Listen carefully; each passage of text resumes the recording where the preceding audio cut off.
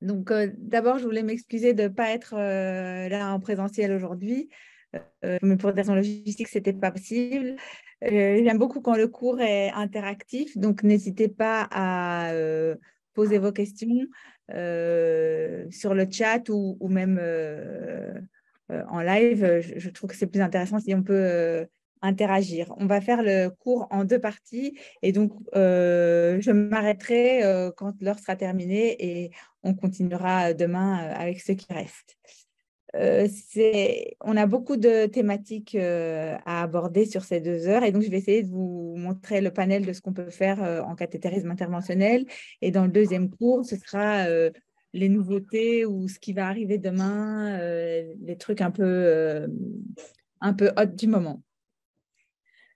Je vous invite tous à voir cet article qui date un peu déjà sur les indications du cathé, que ce soit le cathé diag ou le cathé interventionnel, et qui reprend lésion par lésion, les indications, les contre-indications ou les indications qui sont controversées et les techniques et des complications de chaque geste. Que ce soit quand on veut faire du cathé ou quand on ne veut pas faire du cathé, c'est quand même intéressant de savoir à quoi on expose les patients qu'on envoie pour un cathétérisme. On va parler de CIA, de CIV, de canal artériel, de ventricule unique, d'obstacle du cœur gauche, d'obstacle du cœur droit, de création de CIA. On va parler de tout ce qu'on peut emboliser comme vaisseau. On va parler aussi des techniques hybrides et aussi de quelque chose qui est en train d'émerger, c'est tout le système lymphatique et le traitement des maladies du système lymphatique en cardiologie congénitale. Voici des exemples de prothèses d'occlusion. À droite de votre écran, vous avez tout ce qu'on a comme prothèse de canaux classiques, les ADO, les ADO2, les ADO2AS. Et donc, l'ADO1, on va dire, c'est ce qu'on utilise classiquement pour fermer les canaux artériels. Ça, c'est des nouvelles prothèses, enfin, des prothèses plus récentes pour fermer, idéalement pour fermer, enfin non, initialement, elles avaient été créées pour fermer des canaux artériels, mais en fait, on l'utilise plus dans d'autres indications parce que les deux disques extérieurs sont très gros et très larges et peuvent créer des obstructions de l'aorte ou de la paix.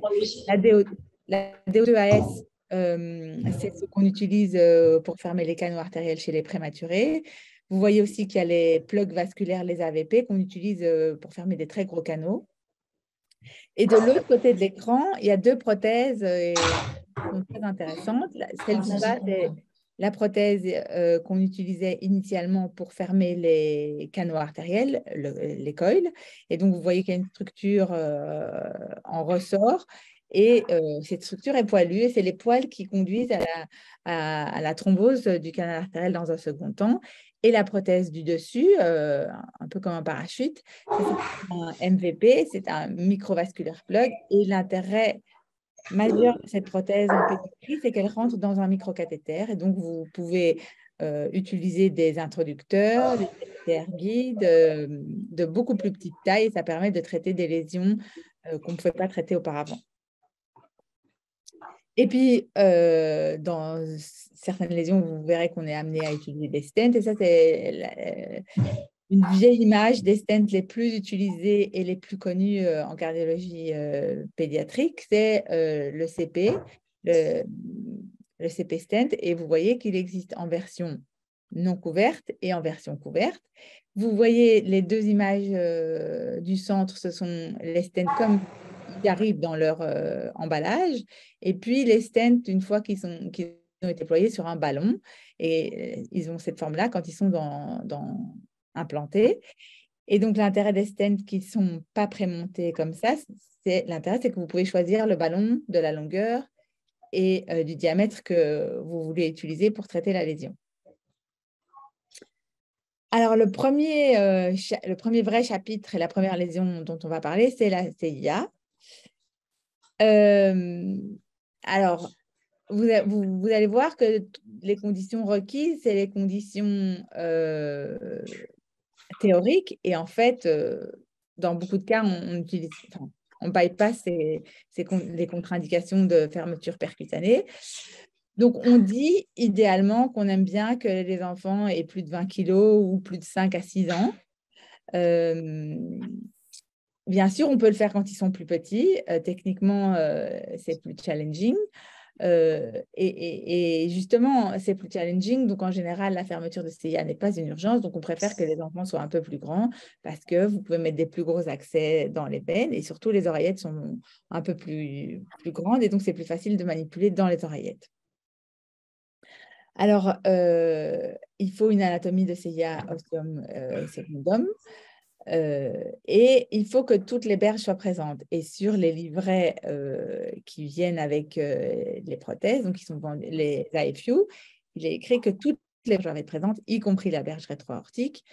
Dans la vie de tous les jours, la majeure partie des CIA confirmes n'ont pas de berge rétro-aortique ou une toute petite berge rétro-aortique et on s'en accommode comme ça. Il existe des prothèses de taille variable de 4 à 40 mm. La prothèse de 4 mm, elle n'est quand même pas tellement utilisée parce qu'on ne ferme pas des petites CIA qui sont non significatives, sauf quand elles ont chanté de manière paradoxale et qu'il y a eu des atteintes neurologiques. Alors, les conditions de procédure, ça, c'est ce que je vous décris, les conditions de procédure dans ma salle de caté, mais elles varient d'une salle de caté à l'autre. Nous, chez l'enfant, on aime bien faire ça sous anesthésie générale parce qu'on utilise l'ETO, parce qu'on voit très bien en ETO et parce que on fait pas de sizing. C'est-à-dire que initialement, la procédure était décrite avec un sizing au ballon, c'est-à-dire qu'on passait un ballon au travers de la CIA, on gonflait le ballon et on voyait quelle était la taille du ballon et on choisissait la prothèse sur base de ce ballon. On s'est rendu compte qu'on pouvait ne pas faire le sizing et avoir des aussi bons résultats. Et donc, ça diminue le temps de procédure et ça diminue les manipulations dans le cœur. Mais donc, nous, on aime bien faire ça sous ETO parce qu'on a une meilleure vision de la CIA. Les complications de la procédure, c'est quoi? C'est les troubles du rythme, puisqu'on est dans les oreillettes. C'est l'embolisation de la prothèse. Et c'est l'AVC si on n'est pas très précautionneux en purgeant les gaines ou en manipulant les cathéters, d'une part, et en n'ayant pas une très bonne anticoagulation pendant et après la procédure. Dans le suivi, on préconise l'administration d'aspirine pendant 6 mois et de la prophylaxie oslérienne pendant 6 mois aussi. Jusqu'à l'endothélialisation de la prothèse, puisqu'il y a des études animales qui ont montré qu'en général, je dis bien aux alentours de 6 mois, la prothèse est endothélialisée. On sait que la prothèse met beaucoup plus de temps à s'endothélialiser quand c'est une prothèse, une large prothèse. Alors, vous connaissez tous la physiopathologie de la CIA, c'est un shunt gauche-droite, et le shunt dépend de la compliance des ventricules. Et le shunt se fait pendant la diastole. Et donc, le côté du cœur qui est dilaté, c'est bien le cœur droit. La réactivité pulmonaire est le plus souvent normale, en tout cas chez l'enfant. Chez l'adulte, c'est une autre histoire, et on en parlera aussi un petit peu. Et chez l'enfant, quand il y a de l'hypertension artérielle pulmonaire, c'est quand même une contre-indication formelle à la fermeture. Alors, comme je vous disais, on ne ferme pas les CIA dont le shunt n'est pas significatif. Et un shunt significatif, par convention, c'est un QPQS qui est supérieur à 1,5. Quand le cœur droit est dilaté, on est sûr qu'on a un QPQS significatif. Donc, en pratique, si vous avez un enfant avec une CIA et un droit très dilaté, on peut fermer sa CIA. On n'est pas obligé de calculer le QPQS. Quand on a fait un embole paradoxal, il faut fermer la CIA. Et donc, de manière générale, on va dire CIA de plus de 10 mm et résistance vasculaire pulmonaire inférieure à 5 unités Wood. Alors, de quoi on parle quand on parle d'une CIA et quand on parle des rebords, des différents rebords de la CIA? Pardon. Donc, vous voyez ici la CIA comme on la voit en vue de l'oreillette droite et vous voyez qu'ici, là, derrière se projette la veine cave sup. Donc ça, c'est le rebord vers la veine cave sup, rebord vers la veine cave inf et le rebord rétro-aortique qui est ici. Et donc, vous voyez à quoi ça ressemble en vrai une CIA. Alors, à l'âge adulte, souvent, enfin, en tout cas, parfois, la CIA, elle est découverte fortuitement. On fait un scanner pour une suspicion d'embolie pulmonaire ou pour je ne sais quelle raison, et on trouve un tronc de l'artère pulmonaire dilaté, et puis on regarde pourquoi le tronc de l'artère pulmonaire est dilaté, et on trouve une CIA, ou bien le point d'appel est une dyspnée, ou bien on fait une échographie cardiaque pour une raison ou une autre, et on trouve un cœur droit dilaté. Et donc, vous avez ici l'image de scanner avec le tronc de la plaie dilaté et ici le cœur droit dilaté. Et on voit déjà la CIA à cet endroit-là. Alors, je trouve que ça, c'est quelque chose d'assez... c'est un bon résumé de la prise en charge de la CIA, essentiellement chez l'adulte. C'est pas les recommandations de 2022. Il manque un 2 dans le bas de la dia. Et donc, en gros... Si le ventricule droit est dilaté et que les pressions pulmonaires sont basses, on ne va pas se poser de questions, il faut fermer. Si le cœur droit n'est pas dilaté, si on n'a pas d'histoire d'embole paradoxale, on ne va pas fermer. Si on a une histoire d'embole paradoxale, on va fermer, mais vous voyez que le niveau de preuve est déjà un tout petit peu inférieur. Si vous avez des pressions pulmonaires, si vous n'avez pas de pression pulmonaire élevée, mais que vous avez un ventricule gauche qui ne fonctionne pas bien, surtout chez les patients âgés, hypertendus, etc. Il faut faire un test au ballon pour voir si, quand on mime la fermeture de la CIA, les pressions pulmonaires et les pressions de remplissage du cœur gauche n'augmentent pas de manière significative, auquel cas, il faut sans doute fermer avec une prothèse fenestrée ou ne pas fermer, ou en tout cas bien réfléchir. Si vous avez des pressions pulmonaires élevées, alors là, il faut faire un cathé droit en bonne et due forme avec une mesure des résistances vasculaires pulmonaires et un calcul de débit. Si vous avez des résistances vasculaires pulmonaires inférieures à 5 avec du débit, on peut fermer. Si ce n'est pas le cas, alors on va faire ce qu'on appelle un treat and close or not. Et donc, on traite l'hypertension artérielle pulmonaire pendant 6 mois et puis on réévalue les choses.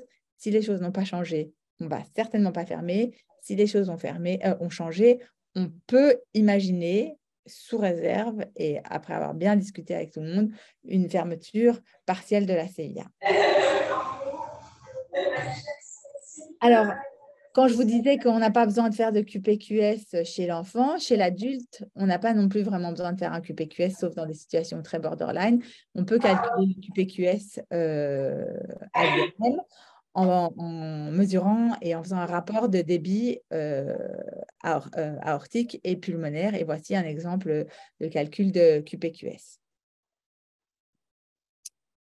Alors, chez l'adulte aussi, on aime quand même bien avoir un scanner avant de fermer la CIA pour être sûr que toutes les veines pulmonaires se drainent bien à gauche, parce que l'anatomie précise est quand même un peu plus difficile à imager chez l'adulte. Et donc, vous voyez ici que vous avez une veine pulmonaire qui se draine dans la veine cave supérieure.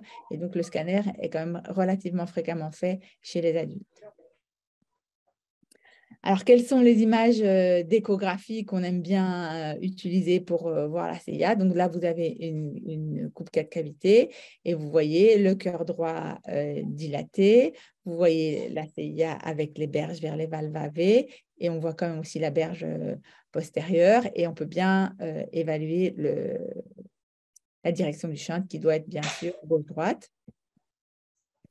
Alors ça, c'est une coupe qui est très intéressante aussi chez l'enfant. Chez l'adulte, on l'aime bien aussi, mais elle est parfois plus difficile à obtenir. C'est une coupe sous-costale, parce que vous voyez qu'on voit très, très bien la CIA et qu'on voit aussi très bien la berge veine cave inférieure et la berge veine cave supérieure.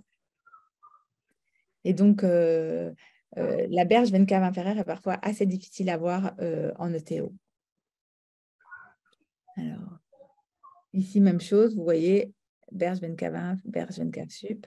Alors ici, c'est une coupe short axis de la valve aortique. Vous voyez la valve aortique ici. On voit la berge rétro-aortique et on voit si elle est présente ou pas, la berge postérieure et le cœur droit qui est dilaté. Celle-ci, c'est une CIA ostium primum et donc celle-là, on ne peut pas les fermer par cathétérisme et on comprend bien pourquoi puisqu'on a une valve AV unique dans les canaux AV. On a aucun rebord par définition vers la valve AV pour attacher la prothèse. Il y a parfois des fuites des valves AV, donc clairement, ça, ce n'est pas une bonne indication de fermeture par cathé. Alors, dans ce qui est de nouveau aussi dans les fermetures de CIA, il y a l'utilisation du 3D. Et là, vous voyez que le 3D permet d'avoir une bonne idée de la taille et de l'anatomie de la CIA. Et vous voyez que sur ces images, on peut avoir tous les types de CIA. Celle qu'on préfère, c'est celle de A. Elle est petite et ronde. Et puis parfois, vous avez des formes très ovalaires, comme dans le D, où la prothèse va parfois se mettre un petit peu moins bien dans certains plans, puisque dans certains plans, elle va être très peu contrainte dans le grand diamètre, et dans d'autres diamètres, elle va être plus contrainte, et donc parfois, elle a une forme au moment de la pose un peu moins jolie. Et le 3D, ici, vous voyez aussi que ça peut être intéressant puisqu'on voit les deux trous en même temps, un trou ici et un trou là. Et donc, chez les plus grands, quand on veut, c'est bien de pouvoir faire du 3D. On peut le faire même chez les petits. Il faut avoir la sonde transfuso ad hoc pour le faire. Alors, voilà des images de Théo. Et donc ici, vous voyez, donc ça, c'est les 3 coupes qu'on utilise en ETO. Vous voyez la coupe petit axe de l'aorte, où on voit très, très bien que cette CIA n'a pas de rebord rétro-aortique. Vous voyez à la couleur encore mieux qu'il y a 0 rebord rétro-aortique. Ici, c'est une coupe bicavale avec veine cave sup, veine cave inf, mais on a parfois du mal quand il y a la berge. On peut imaginer dans cette coupe-là qu'on peut avoir du mal à bien visualiser la berge veine cave inf quand elle est déficiente. Et ici, vous voyez qu'on voit très, très bien les deux bords, les deux berges de la CIA. Et vous avez une coupe 4 cavités modifiée où on voit aussi très, très bien la CIA. Et l'écho per procédure, vous voyez qu'ici, on est en train de déployer la prothèse. Elle est encore accrochée à son câble. Et donc là, on a encore un petit shunt à ce niveau-ci, mais c'est parce que la prothèse n'est pas encore complètement… Le disque droit n'est pas encore appliqué parce qu'il est encore sous tension. Ici, on a largué la prothèse qui est en place. Les deux berges sont prises. On a un tout petit peu de shunt intraprothétique. Et ici, dans un autre plan, vous voyez que la CIA est bien fermée et la prothèse est en place.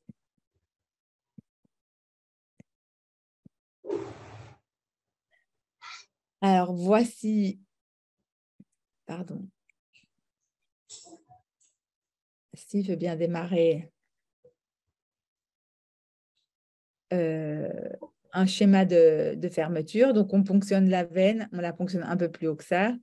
Vous imaginez bien, on monte une gaine dans l'oreillette gauche et puis on va faire des échanges sur guide. Et ça, c'est la prothèse qui est déployée au travers du septum. Alors, ici, on a l'impression que les deux disques gauche et droit sont de taille identique. En réalité, le disque gauche est plus gros que le disque droit puisque le shunt est gauche-droite à la différence des prothèses de PFO où le disque droit est plus grand que le disque gauche puisque les shunts, quand on ferme le PFO, sont des shunts droite-gauche. Alors, les complications des fermetures percutanées de la CIA, ça c'est un article écrit par les Bordelais qui reprenait toute l'expérience française.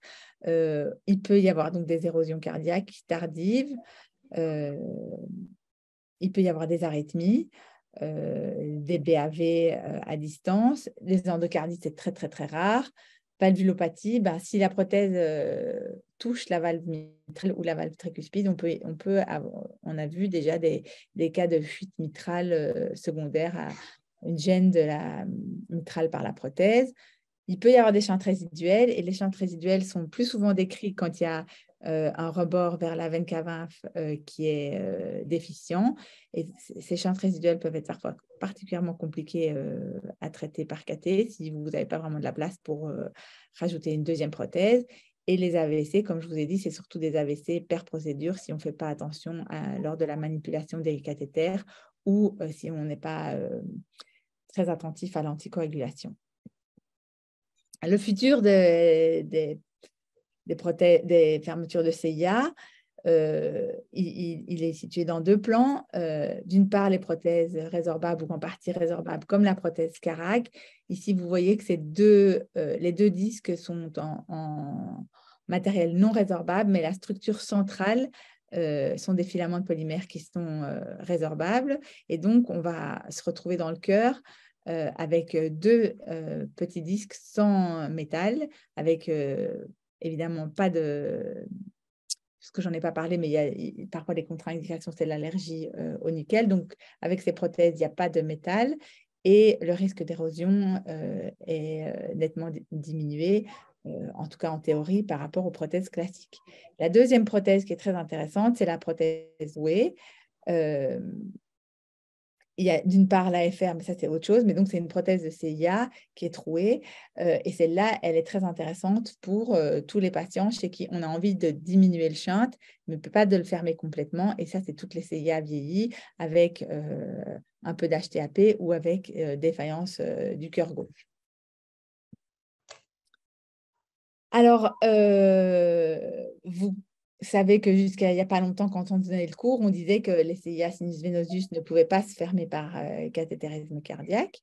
Et effectivement, elles ne peuvent pas se fermer par les prothèses de CIA classiques, mais depuis peu, on a pu démontrer qu'on pouvait les fermer d'une autre manière, et je vais vous montrer.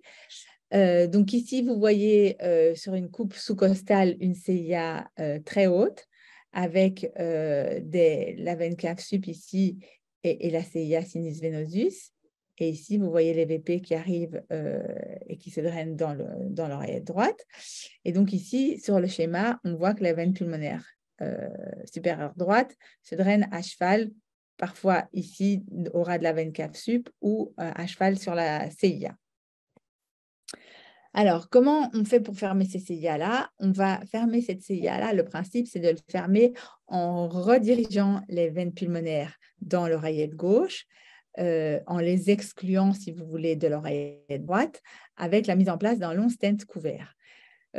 Pour ce faire, on a besoin d'une bonne imagerie pré-cathétérisme cardiaque, de la modélisation du cœur, que ce soit en 3D ou avec un vrai modèle, donc virtuel ou réel, avec un modèle 3D imprimé. Et on va faire de la simulation in vitro, in vivo, avant de poser le stent. Ici, vous voyez les images d'un scanner, vous voyez la CIA très haute avec les veines pulmonaires ici qui se drainent ici au ras de la veine cave sup dans l'OD, et ici, vous voyez la veine cave sup avec les veines pulmonaires qui se drainent dans la veine cave sup. Ici, on revoit cette image de CIA sinus venosus.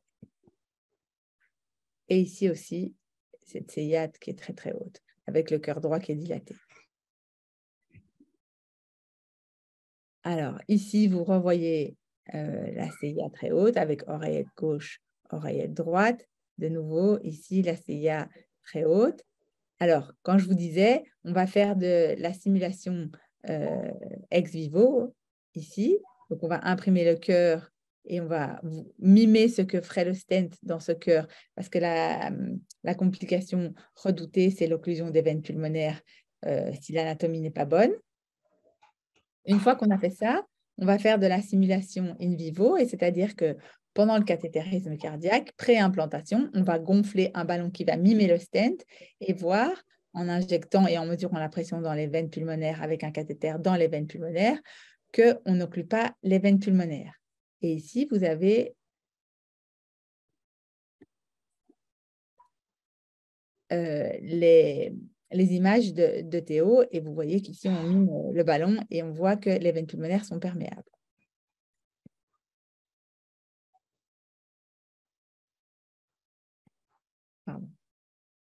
Donc ici, vous voyez qu'on a imprimé sur base du scanner le cœur en 3 dimensions avec un modèle qu'on a réalisé nous-mêmes et qu'on mime l'implantation du stent en utilisant un stent non couvert. Ici, le jour de la procédure, on mettra un stent couvert et en regardant ici avec un cathéter dans les veines pulmonaires qu'elles ne sont pas occluses. Et ici, quand vous tournez le modèle, voilà,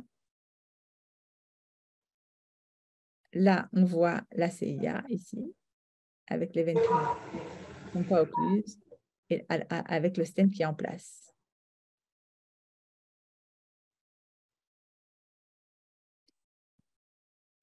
Donc, une fois qu'on a fait ça, on met ce modèle, on peut mettre ce modèle dans la scopie en salle de cathé et de nouveau avoir une autre visualisation de comment ce sera une fois que le stent est implanté. Et puis, le jour J, on prend une sonde de transfuso avec un échographiste qui analyse la CIA. Ici, on lui fait un Doppler pour bien mesurer les vélocités sur les veines pulmonaires. Et puis, on fait un circuit véno-veineux qui passe de la veine fémorale et qui sort dans la veine jugulaire. Donc, c'est un rail veineux, si vous voulez, sur lequel on mettra le stent. Et vous avez un cathéter dans la veine pulmonaire, ici. Là, on injecte dans la veine cave supérieure pour avoir l'anatomie.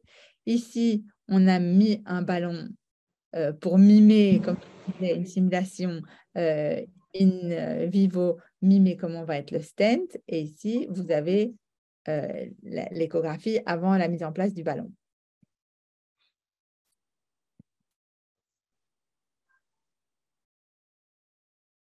Alors là, on a le ballon gonflé et l'échographiste nous dit qu'il est content qu'il n'y a pas d'occlusion des veines. Et ici, vous voyez, on a le ballon gonflé et on a un cathéter dans la veine pulmonaire et on voit que les veines pulmonaires ici, hop, elles se drainent dans l'oreille gauche, il n'y a pas de chante résiduelle et qu'avec le ballon gonflé qui mime le stent, on n'a pas d'occlusion des veines pulmonaires. Donc, on se dit qu'on peut y aller et on va donc implanter ici un long stent couvert. Et vous voyez ici qu'une fois qu'on a mis le stent couvert, le stent est en place. Il n'y a pas de chante vers le cœur gauche. On ne voit plus du tout de pacification du cœur gauche. Et ici, on a dilaté un tout petit peu le stent veine vers la veine cave sup parce qu'il y a 2 complications potentielles de la procédure. C'est une occlusion ou une sténose des veines pulmonaires. 2, une embolisation du stent, parce que les structures veineuses sont très compliantes et donc le stent, il n'est pas accroché à grand-chose et il faut bien le positionner pour qu'il n'embolise pas. Et donc, une fois qu'on a fait ça, nous, on était contents, on avait mis notre stent, il n'avait pas bougé, on était ravis, mais l'échographiste nous dit non, non, non, non, mais moi, je ne suis pas hyper content parce qu'il y a une vélocité qui a augmenté sur les veines pulmonaires et je n'avais pas ce Doppler-là il y a une demi-heure, donc moi, ça ne me va pas trop. Et donc là, qu'est-ce qu'on a fait chez ce patient-là? On a redilaté, grâce au cathéter qui était dans les veines, positionné dans les veines pulmonaires, on a redilaté l'arrivée des veines pulmonaires. Et donc, comme vous voyez ici, on les a dilatées avec un ballon en faisant bien attention et en gonflant le bas du stent qu'on avait utilisé pour ne pas que ce stent bouge au moment des manipulations. Et donc, au final, l'échographiste était content. Il n'y avait plus la vélocité augmentée sur les VP. Vous voyez que quand on injecte dans la veine cave sup, on arrive dans l'oreillette droite. Et quand on injecte dans les VP, on arrive dans l'oreillette gauche sans vélocité augmentée. Voilà, hop, les VP et l'oreillette gauche. Et donc, à un mois, on refait un scanner pour être sûr que le stent est en place et que les VP sont non obstrués. Et donc, au follow-up, après 2 ans, ce patient va bien et le stent est toujours en place. Et donc, ce qui a été montré dans des petites séries, mais qui commence à augmenter, ici c'est 2021, j'ai de nouveau un chiffre qui manque dans la DIA, c'est qu'il y a un beau remodeling du ventricule droit qui diminue de taille et qu'il n'y a pas de complications à distance. Alors, est-ce que vous avez des questions sur fermeture de CIA ou on peut passer à la fermeture du canal artériel?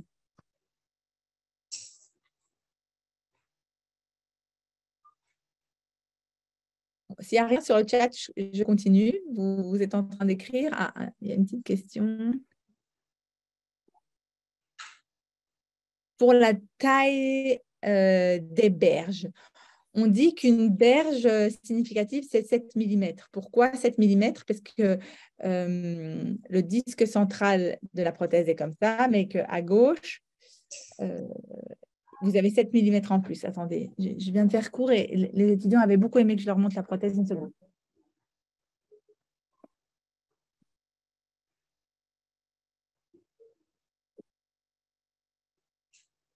Est-ce que vous voyez mes mains là? Allez. Donc, vous avez le disque central qui est ici. Et les deux disques, le disque gauche étant plus grand que le disque droit. Mais la distance ici, entre le disque gauche et le bord, entre le bord du disque gauche et le bord du disque central, c'est 7 mm. C'est pour ça qu'on dit 7 mm de chaque côté, 7 mm de chaque berge. Mais les berges rétro-aortiques, clairement, si on n'en a pas, ce n'est pas grave. Et les autres berges, il faut au moins 5-6 de berges. Voilà, pas d'autres questions? Allez, c'est parti pour le canal artériel alors.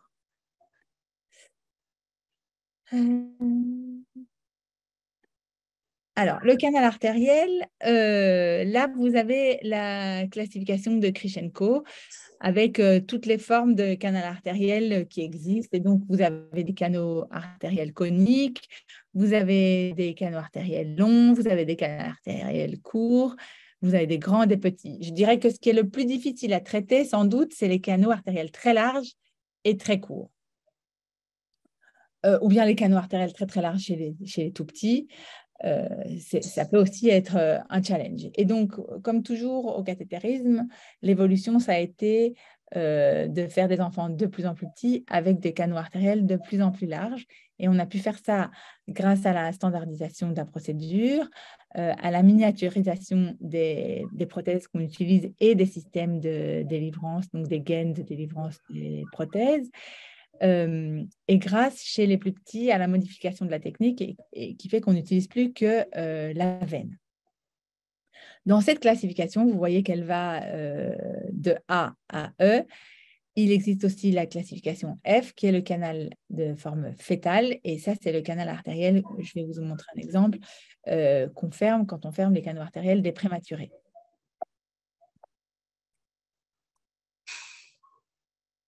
Alors ça, c'était quasi la même image que je vous ai montrée tout à l'heure. Donc, vous avez les différentes prothèses de canaux. ADO1, c'est la forme, c'est le canal, la prothèse qu'on utilise pour fermer des canaux artériels de forme conique et qui est comme la prothèse la plus utilisée. La DO2AS, qui est maintenant appelée le Piccolo, c'est la prothèse pour fermer les canaux artériels des prématurés, qui est très, très souple. Et la DO2, on l'utilise peu.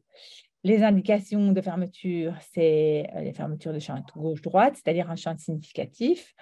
Il y a toujours cette idée qu'on ferme les canaux artériels qui soufflent ou en prévention de l'endocardite. C'est très rare de voir des endocardites des canaux artériels. Dans nos pays, ça n'existe sans doute quasi pas. Mais ça dépend dans quelle partie du monde on se trouve. Et donc, je ne dirais pas ça pour tous les pays. Et donc, ça, c'était pour les indications. Alors, voici ici une image de canal artériel. J'aimerais bien que vous me disiez si vous pensez que c'est un gros canal artériel ou un petit canal artériel.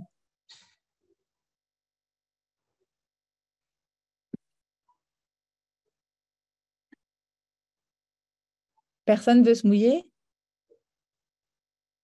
Vous pouvez faire ça de manière anonyme sur le chat, hein, si vous voulez.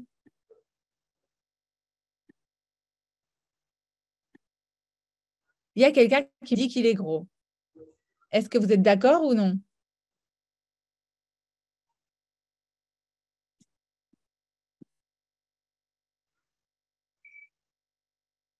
Il y a quelqu'un qui me dit oui. J'aurais dit gros aussi. Eh bien non. Je vais vous expliquer pourquoi. Regardez. Vous voyez ici, là, espèce de tout petit truc là. Eh ben, c'est parce il est tout petit en fait. Vous avez une longue ampoule, mais le shunt, c'est ce qui va rendre l'enfant malade, c'est-à-dire la quantité de shunt, de shunt gauche-droite.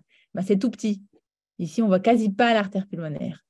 Et donc, ce truc-là, ce genre de canaux-là, avec une longue ampoule et une extrémité très restreinte, les pressions sont normales, l'enfant va être très peu symptomatique et on va fermer ça avec un coil.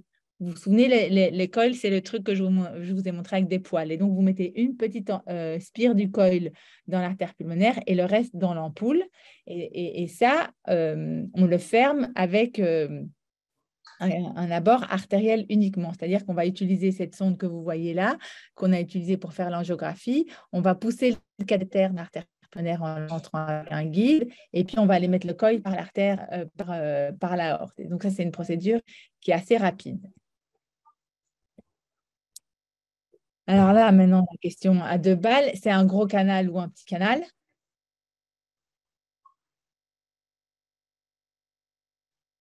Vous allez donc tous me dire en chœur, c'est un gros canal. On est d'accord. Pourquoi c'est un gros canal? Ben, vous voyez qu'il opacifie beaucoup plus massivement l'artère pulmonaire. Vous pouvez le comparer avec l'image d'avant et le patient d'avant. Donc là, c'est un gros canal plutôt tubulaire. Et ici, on a mis une prothèse d'ADO1. Et donc, vous voyez que la prothèse, elle est encore accrochée à son câble. Et que, donc, je ne vous mens pas si je vous dis qu'on l'a fait par la veine. Et donc, là, le trajet, c'est OD, VD, AP. On met un guide rigide dans le canal, on descend dans l'aorte descendante, on va mettre une gaine dans l'aorte descendante en passant par la veine. Et puis, on va aller, on va aller déployer la prothèse par la veine. Donc, ici, c'est une fermeture de gros canal par la veine chez un petit enfant.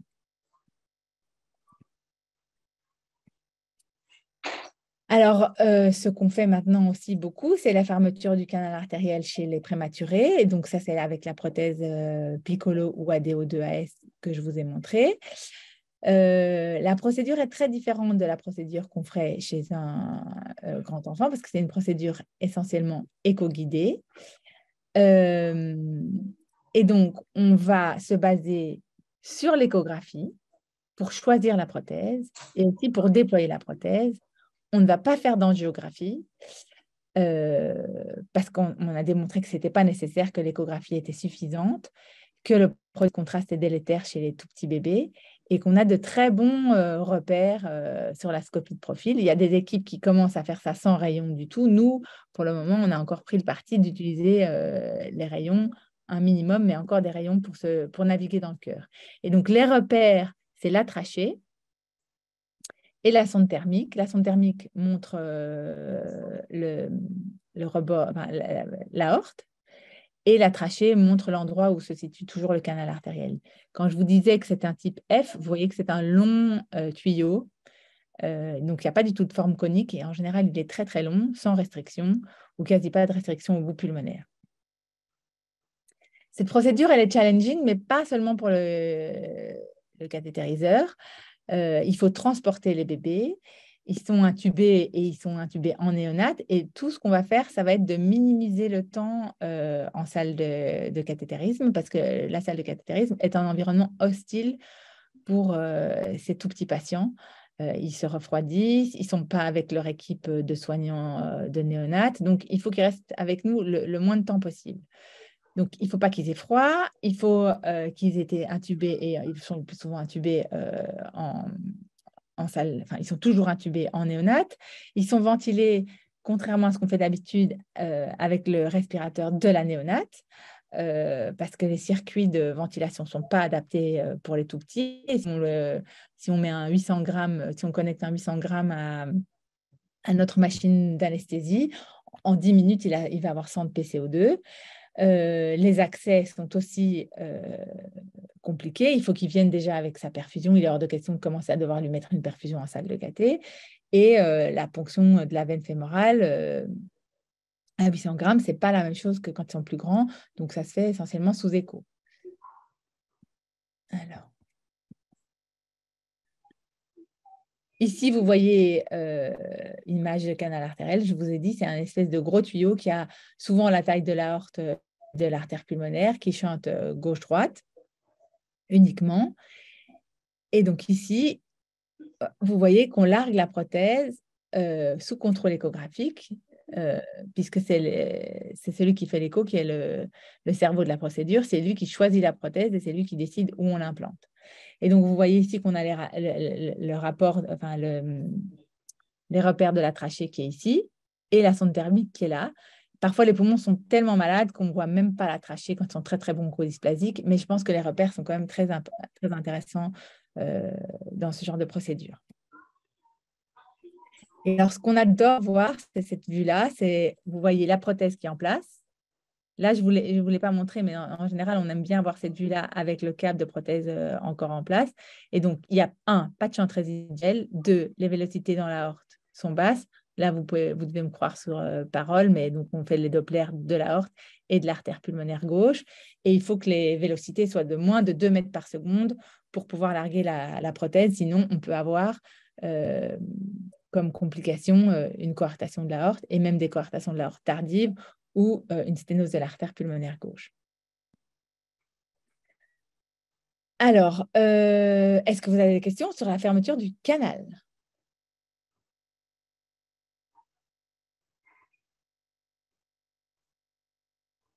Pas de questions?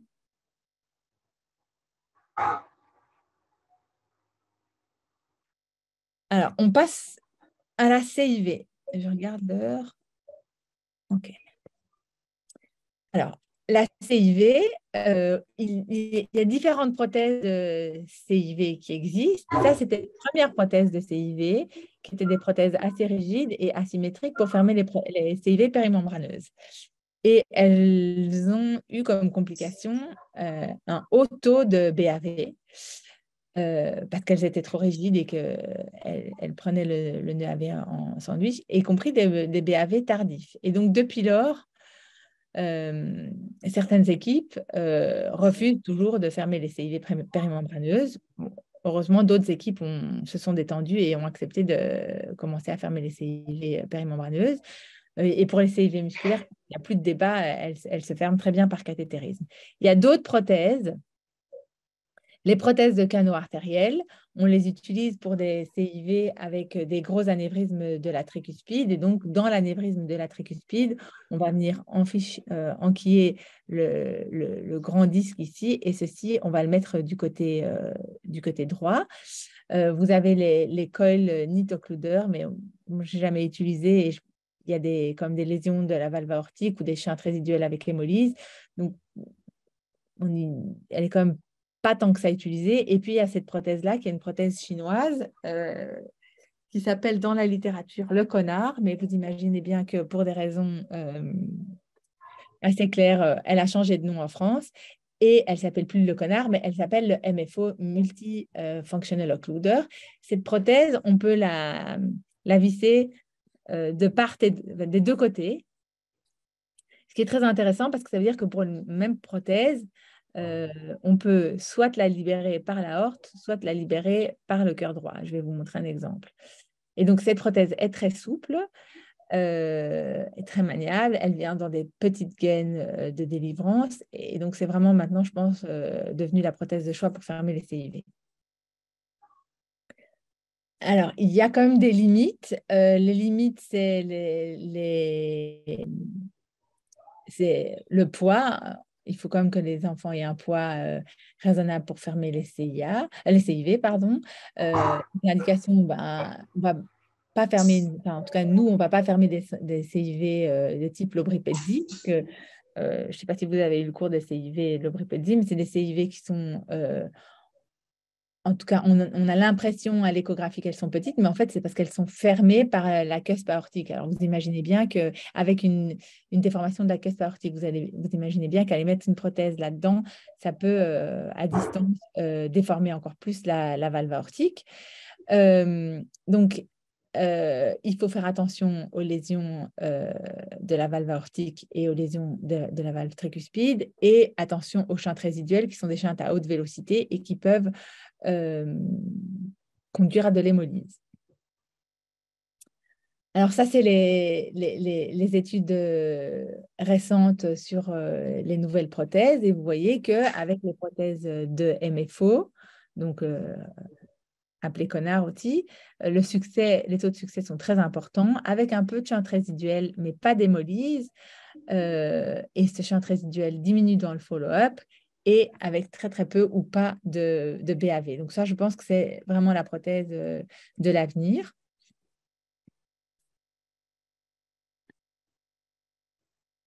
Et donc, l'importance, il y a quelque chose qui est très important dans la fermeture de CIV, encore plus que pour les fermetures de canaux, c'est l'évaluation échographique qui permet de mesurer la taille de la CIV, donc de choisir la prothèse, d'évaluer la distance avec la valve aortique et le rebord aortique, d'évaluer aussi les relations avec la valve tricuspide, de voir s'il y a un anévrisme qui permettrait alors de mettre une prothèse dans l'anévrisme, de voir s'il y a plusieurs sorties, et s'il y a plusieurs sorties avec un anévrisme, d'essayer de voir dans quel trou il faut passer pour que la prothèse puisse couvrir toutes les sorties, parce qu'on ne va pas aller mettre 3 prothèses de CIV dans l'anévrisme.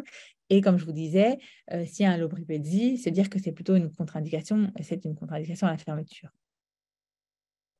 Donc ici, vous voyez le TO avec l'évaluation 2D de la CIV, et vous voyez ici que la CIV se trouve ici, avec un petit anévrisme ici également. Et ici, vous voyez que la CIV, elle est aussi avec un anévrisme et qu'elle est restrictive. Excusez-moi une minute. Oui.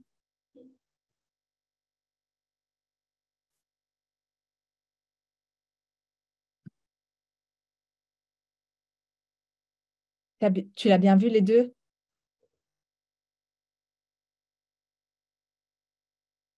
Non. Tu as pris la horte et tu as pris gradient et tout ça? Ok, parfait. Ouais, à tout de suite. Désolée. Et donc, l'expérience lilloise, nous, pour le moment, on a moins d'expérience, et donc je ne vais pas vous montrer notre expérience. Donc, ils avaient fait des patients de plus de 8 kilos, mais on peut descendre en fonction de l'anatomie de la CIV. Et vous voyez que taux de succès 100%, pas de complications, avec un temps de scopie très bas et pas de BAV, grâce à la voie antérograde. Et donc ici, je voulais vous montrer les techniques de fermeture. Vous voyez qu'ici, vous avez la gaine qui est passée dans l'aorte, et on est passé depuis l'aorte à travers la CIV. On a positionné notre gaine dans le ventricule droit, et puis on met le premier disque dans le ventricule droit et on pousse le reste ensuite du côté gauche. Et là, on a fermé la CIV par voie transartérielle. Ici, on a fait un circuit artério-veineux. Donc, on a pris l'aorte, on a fait la même chose, c'est-à-dire on a mis un guide dans le ventricule droit, on a été pêcher le guide avec un lasso, et puis on a monté la gaine dans l'autre sens, si vous voulez, et puis on a délivré la prothèse par la voie transveineuse. Et donc, c'est les deux manières de fermer une CIV, par la voie transartérielle ou par la voie transveineuse. La voie transartérielle est plus courte parce que vous ne devez pas faire le circuit artério-veineux qui est parfois très mal toléré chez les petits. Rappelle-moi dans 10 minutes, Dac. Ça va? À tout de suite. À toi. À tout de suite. Et donc, vous voyez que la voie transartérielle, comme je disais, elle est en général techniquement plus facile parce qu'il ne faut pas faire le circuit artério-veineux. Le circuit artério-veineux est parfois mal toléré chez les petits parce que vous gardez la valve tricuspide ouverte, et donc chez les petits, parfois ils sont en bas débit. Et puis vous avez, en gardant la valve tricuspide ouverte et en faisant le circuit, parfois dans certaines anatomies, on peut abîmer la valve tricuspide. La voie transartérielle, elle a comme désavantage il faut une prothèse, le risque de léser la valve aortique si la prothèse n'est pas très souple. Et l'autre désavantage est de mettre un gros introt dans l'artère chez des petits enfants. Grâce à ces prothèses dont le profil est très bas, on peut utiliser la voie transartérielle même chez les petits. Alors, on va encore faire, on a encore 10 minutes, création de CIA. Vous connaissez tous le sacro-saint Rashkind. Alors, cette dia, elle a 4 ans. Et j'avais écrit sondes différentes. Mais depuis, avec les nouvelles lois du marché, les nouvelles régulations, il n'y a plus qu'une sonde qui existe sur le marché.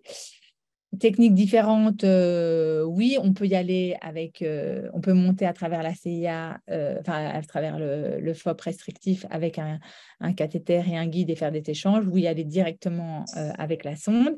Il faut connaître les complications pour pouvoir les éviter et il faut, et c'est le plus important, un bon guidage échographique.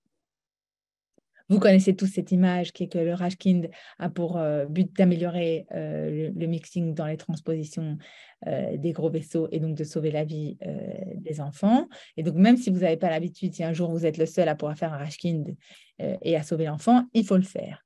Alors, ça, c'est comment ça se passe en vrai. Je vais enlever le son parce que je peux enlever cette vidéo, non. Donc voilà, ici, vous avez les images d'angio et vous voyez le ballon gonflé et on va tirer ici. Et ici, vous avez le ballon dans l'auger. Et hop, on a tiré et regardez, il y a la CIA qui est largement verte. Il n'avait pas si cette fois qu'il a perdu. Voilà, j'arrête et je passe à la suivante pour éviter de vous faire passer le son.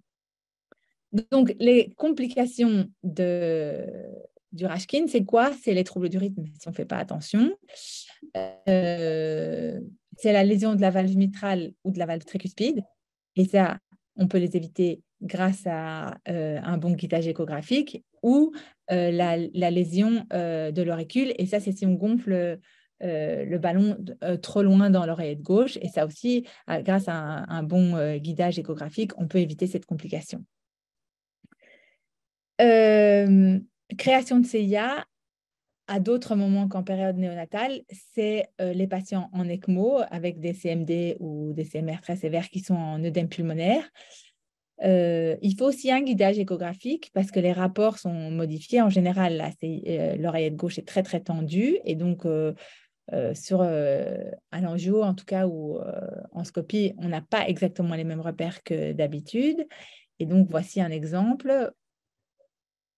Donc, c'est un patient qui a déjà un pacemaker et qui a une CMD très sévère. On peut injecter un tout petit peu de contraste ici pour voir où est le septum.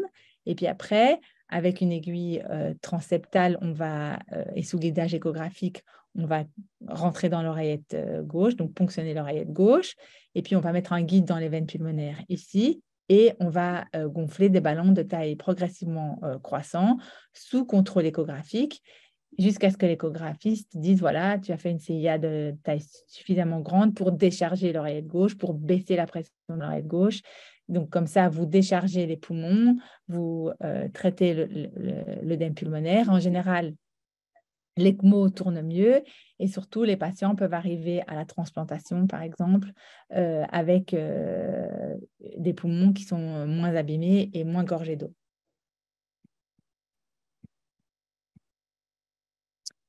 Alors, est-ce que vous avez des questions?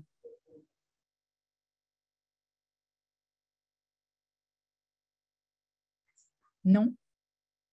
Est-ce que je vais encore continuer un tout petit peu, si ça vous va, et je m'arrêterai à 10h pile. Alors, on va parler d'embolisation. Vous connaissez les atrésies pulmonaires à septum ouvert et le fait que les enfants vivent grâce à des collatérales aortopulmonaires. Est-ce que vous connaissez les deux types de collatérales aortopulmonaires?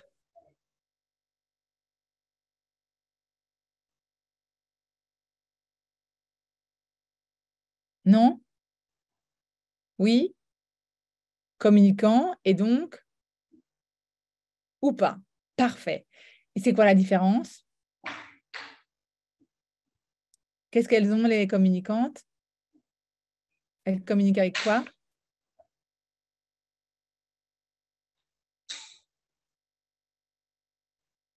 Quelqu'un veut me répondre?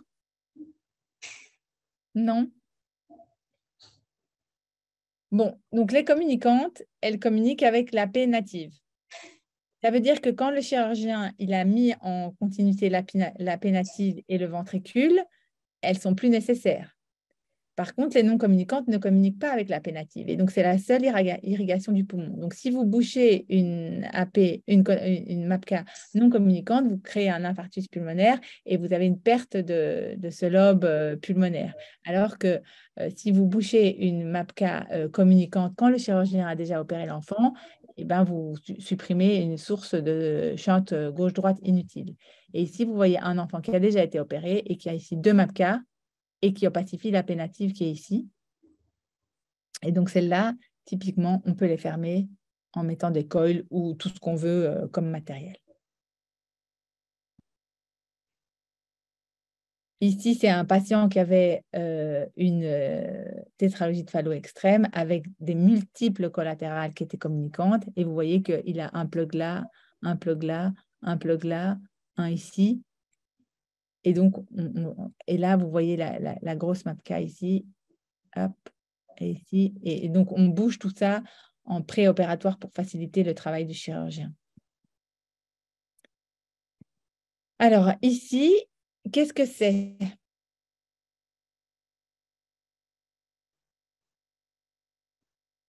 Est-ce que ça vous parle, ça? Quelqu'un veut se lancer? Un séquestre, exactement. Donc, un séquestre, c'est quoi? C'est une artère qui vient, donc une artère systémique. Il y a quelqu'un qui a répondu cimetière et deux personnes qui ont répondu cimetière. Et c'est pas mal non plus. Mais, et il a ça aussi, mais c'est pas parce qu'il a un séquestre qu'il a un cimetière. On peut dire qu'il a un cimetière parce qu'il a une dextrocardie, une hypoplasie du poumon droit et qu'il a sans doute un retour veineux pulmonaire aberrant partiel de son poumon droit dans la veine cave, parce que c'est ça la définition du cimetière, et c'est souvent associé à des séquestres. Le séquestre, c'est quoi? C'est une artère systémique qui va nourrir, qui va irriguer du tissu bronchopulmonaire anormal qui n'est pas en relation avec le système pulmonaire normal et donc qui ne participe pas à l'hématose pulmonaire. Et donc ici, vous avez ce gros séquestre qui se draine dans le cœur gauche avec un shunt gauche-gauche chez un petit bébé. Et donc, ça le met en défaillance cardiaque. Et vous voyez que le traitement, il est assez simple. On va occlure le séquestre. Et alors ici, est-ce que vous pouvez me dire quel est le diagnostic? Donc, on injecte dans l'artère pulmonaire et qu'est-ce qu'on voit ici?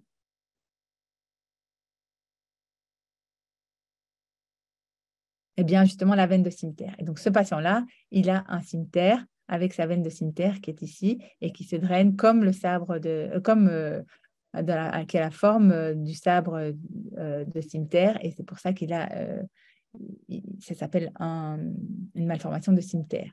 Et cette patiente-là avait ce cimetière associé à ceci, une très large séquestration qui a été fermée avec mise en place de coil et de plug ici et ici. Ici un coil, un plug et ici un plug et un coil.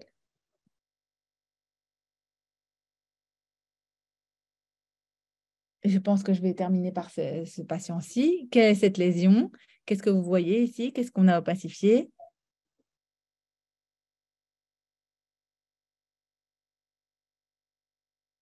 Donc ici, ce n'est pas une azygos, mais on n'est pas très loin. On opacifie une veine cave supérieure droite. On est d'accord? Et après, on voit le cœur droit avec le tronc de la paix. Mais qu'est-ce qu'on voit? C'est qu'il n'y a pas ici de TVI. Vous êtes d'accord avec ça? On ne le voit pas, mais en tout cas, on voit rien qui... On voit rien qui s'abouche ou on ne voit pas de lavage au niveau du TVI. Et en fait, ce patient, il a ça. Et ça, vous savez ce que c'est?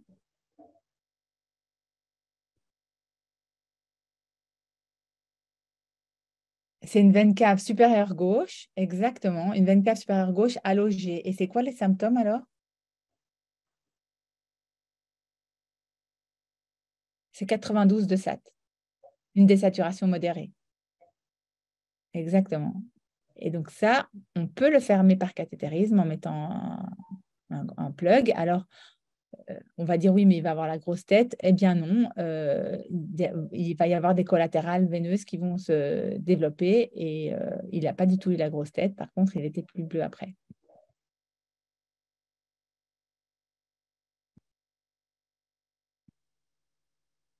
Je termine, je suis désolée, j'ai menti, je termine par celui-là et après je m'arrête. Ça, c'est quoi?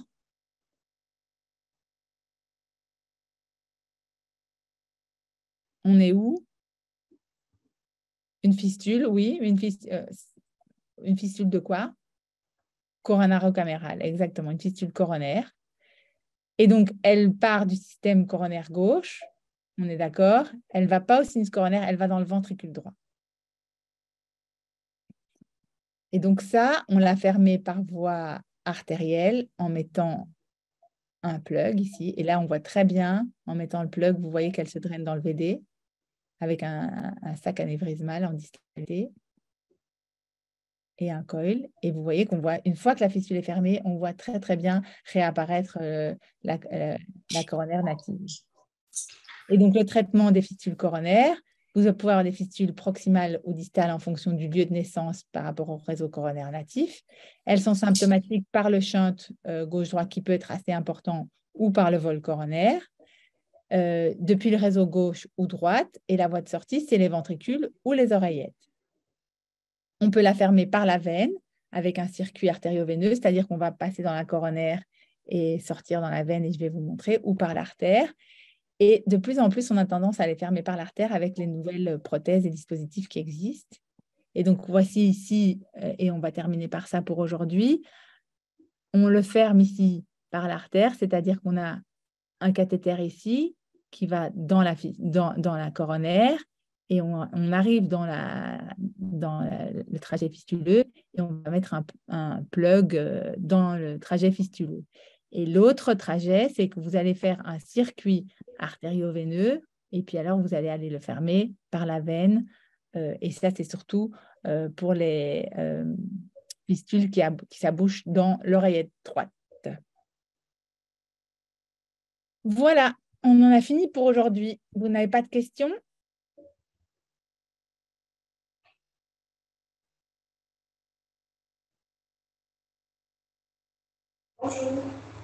Alors, je vois une dernière question qui est pourquoi avez-vous dit que le champ de séquestre est gauche-gauche?